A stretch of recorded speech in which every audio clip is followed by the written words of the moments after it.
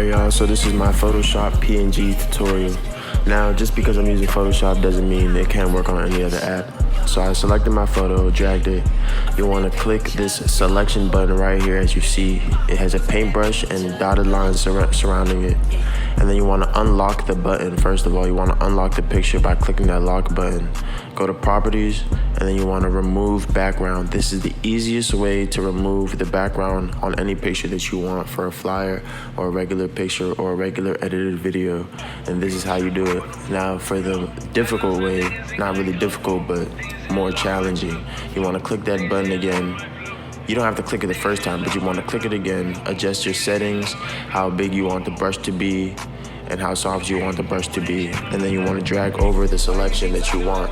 Now you can do this with a face, you can do this with an object, but for right now I'm just going to show a face. And I'm only going to select his face and not his whole body.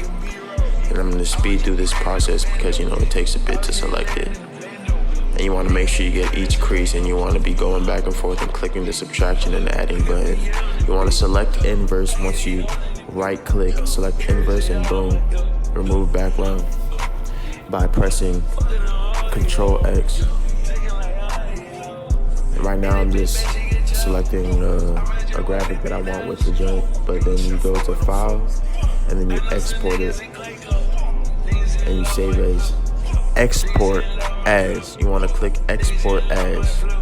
Once you click Export As, you will be at this screen, and then you'll see the selection. Instead of JPEG, you want to click PNG. Excuse my English. You want to click PNG, and you want to save it to any folder or any selected location that you want to on your desktop.